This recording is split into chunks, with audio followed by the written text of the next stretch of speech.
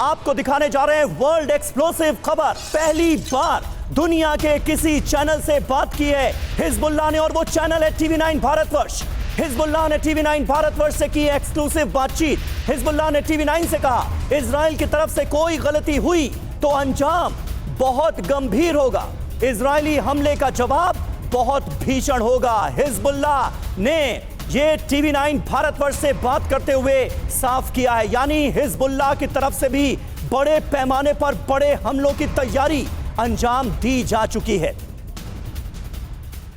और सीधे मैं रुख करूंगा सुमित चौधरी का। सुमित, पहले तो आपको मुबारकबाद, क्योंकि दुनिया का पहला ऐसा चैनल है TV9 भारतवर्ष जिसने जंग के बीच हिजबुल्लाह की टॉप लीडरशिप से बात की है, और ये महत्वपूर्ण जानकारी उनके जरिए सामने आई है। बातचीत में और क्या हुआ, क्या प्लानिंग हिजबुल्लाह की आपको नजर आ रही है इस बातचीत में?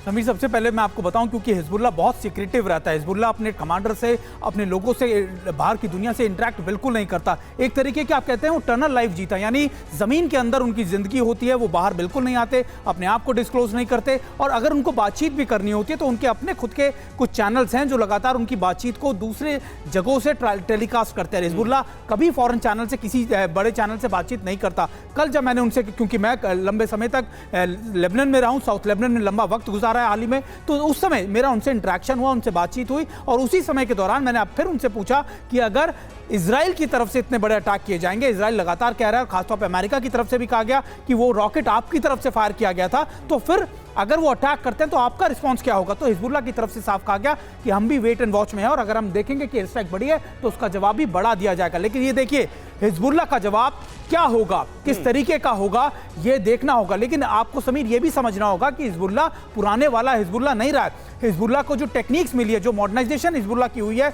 ईरान द्वारा, वो बहुत ज्यादा, उसके पास लाखों मिसाइल सिस्टम है। सुमित, एक और बात, मुझे पूरा यकीन है आपने ये जानने की कोशिश जरूर की होगी कि हिजबुल्लाह खुद क्या ये एक्सेप्ट कर रहा है कि फुटबॉल ग्राउंड पर इजराइल में हमले उसकी तरफ से हुए, या अभी भी डिनायल मोड में? बिल्कुल नहीं समीर, मुझसे पहले भी मेरी जब हिजबुल्लाह से बात हुई थी, ऑफिशियली उन्होंने मुझसे बात करते हुए कहा कि ये रॉकेट हमारा नहीं है, ये आयरन डोम का शेल है। लेकिन इंपॉर्टेंट है कि हिजबुल्लाह इस बात को नहीं मान रहा। उन्होंने मुझे 2006 का एग्जांपल दिया कि हमसे एक बार इसी तरीके से सिविलियन एरिया में टारगेट कर दिया गया था, हमने उस बात की गलती मानी थी, हमने पूरी दुनिया के सामने अपनी गलती मानी थी और उसके लिए माफी भी मांगी थी। लेकिन ये अटैक हमारी तरफ से नहीं है। हालांकि इजराइल और अमेरिका की तरफ से इसको लेकर पुष्टि की गई कि नहीं, देखिए ये अटैक उन्हीं की तरफ से कहा है, और ये दोनों तरफ से एक्सेप्ट नहीं किए जाएंगे दावे। लेकिन ये जरूर है, बिल्कुल सुमित, लेकिन पूरी चीज सवाल तो यहीं पर आकर रुकता है कि इजराइल अगर बड़े हमले करने जा रहा है, ये जो अटैक हुआ स्टेडियम में उसके बाद से, तो ये सारे तर्क या ये सारी सफाई जो है एक किनारे रह जाएगी, क्योंकि लड़ाई फिर ये बहुत लंबी होने वाली है।